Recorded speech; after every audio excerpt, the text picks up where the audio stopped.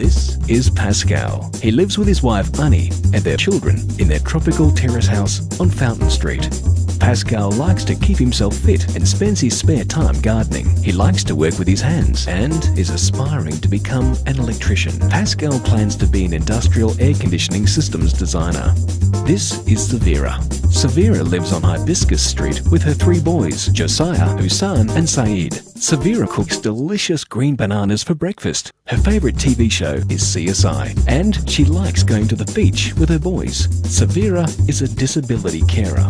And this is Emma Delden. Emma Delden loves soccer, playing chess, and watching the evening news. Emma Delden is a client service officer and also speaks several languages. Pascal, Savira, and Emma Delden all live in Darwin, Australia, and are all valuable employees. However, there is something else that these 3 people have in common. They've all demonstrated great resilience, courage, and determination. When I was studying in uni in Sudan, I was halfway to finish my degree, but unfortunately I had to flee the country because of the civil war in my country. 3 years and a half, finally I got the visa to come to Australia, and I feel lucky. Good idea. Living in Australia for me is just a dream.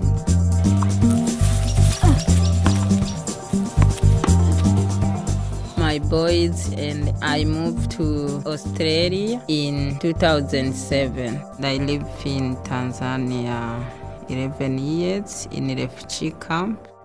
My husband was killed by militia. Because there was war, that's why we have to move to Tanzania.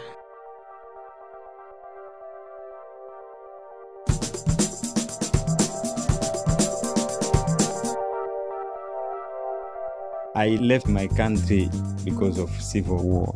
I went to Zambia, and in Zambia, our life was not comfortable.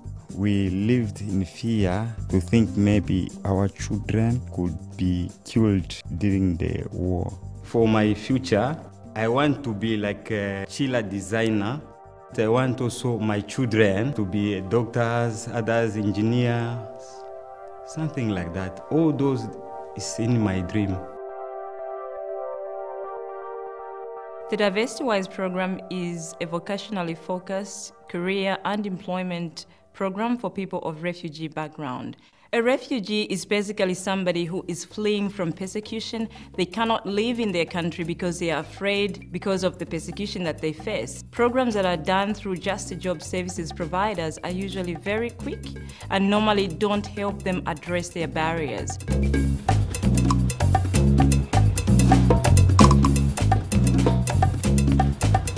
When people come here, some of them come with qualifications from their countries, but those qualifications may not be recognized here, and they usually don't know what to do. So we provide them with information about how they can have those qualifications recognized.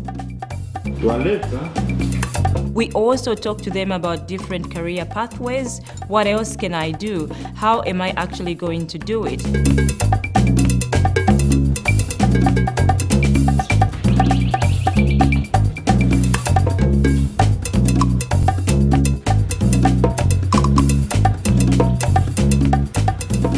When I came here, we went to uni to do English.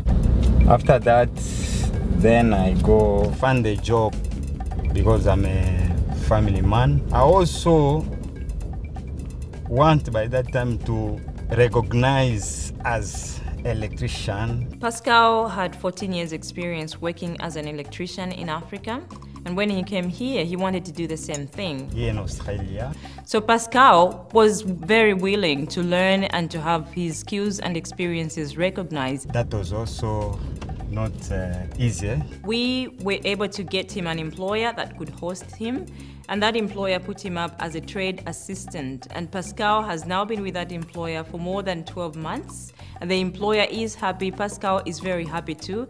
He sat for his capstone tests last year. Everything is in procedure now. And he's just waiting to hear results so that he can have those experiences and skills recognized. Everything's quite all right. I remember when Savera walked through our doors, when I first met her, when I was delivering a pre-employment course. So she came with her 3 sons and she said, I want to be in this course as well. And I said, well, this is going to be a bit tricky because you've got children with you. And she said, I really need a job. I've just come from a country where my husband was killed. I can't go back to that country. I've got 3 boys to look after. That's why I need a job, and I just want you to help me get that job. She didn't have her driver's license. That was just one of the things that could have made it difficult for her to get a job. We went through the things that she wanted that were required for her to be able to get the job that she wanted.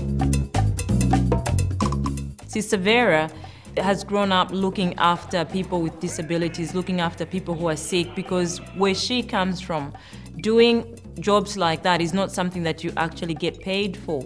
It's just something that you do for your family. It's something that you do for the community.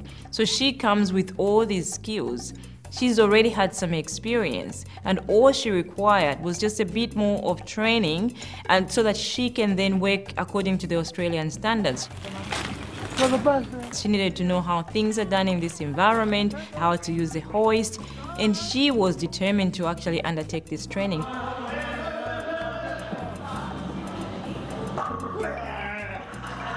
As we talk today, Savera actually has a qualification, a Certificate 3 in aged care, which has helped her maintain her employment and helped her even get full-time employment. So it's such resilience, such determination that actually shows that these people are not coming here to have a free ride. They are people who are coming here to make a difference. When Savera first worked here, she was very shy. She didn't have very much confidence. But we all brought that out of her. Now she's very confident. She's one of the favourites here, working with us. Aren't you? You like us? Yes.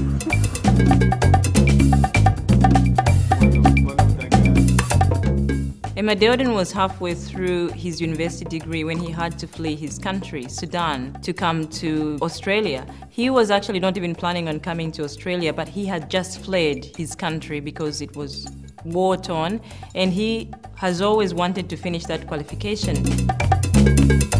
Darwin was able to do part-time work while studying his English. He has just completed his diploma, so he wants to be a laboratory technician. He says that his biggest problem has been to find an employer who can actually give him an opportunity to have his work experience so that he can eventually get into full-time work. Australia now being a multicultural country, people like Darwin who come in with language skills, who come in with very, very good customer service skills, are proving to really be reliable employees.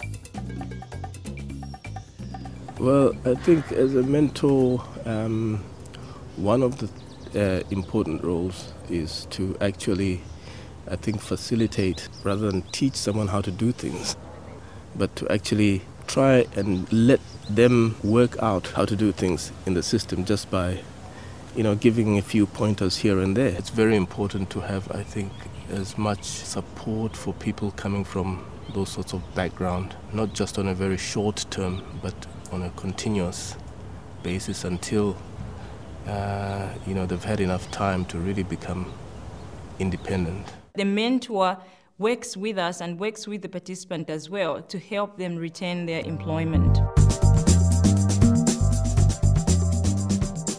My name is Greg McMahon. I'm the Chief Executive Officer of Carpentaria Disability Services. The main benefit employing people from diverse backgrounds is that they bring a wide and broad skill set to the organisation, which we think adds to what we currently do and offer to people with disability. I would say to any employer who has concerns about employing people from culturally and linguistically different backgrounds to reconsider.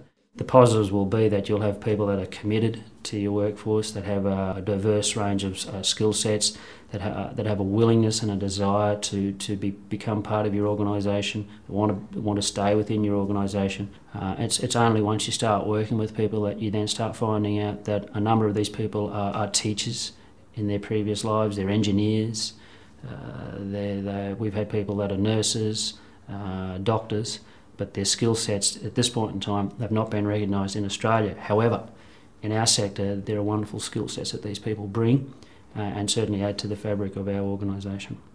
Darwin, like most of regional Australia, struggles to get allied health professionals to locate to this community.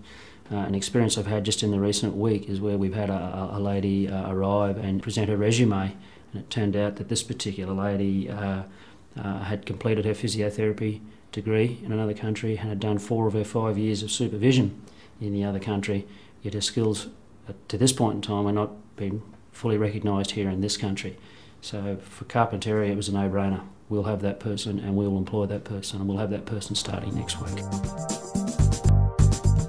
Working with the refugee and migrant background is very good because they work very hard, they're very reliable, they're very punctual, and they work as a team. They're very good for working as a team. They want to work and they want to support their family. We just had one employer who took up about 6 people from this cohort, all of them refugees. We helped them with training those people.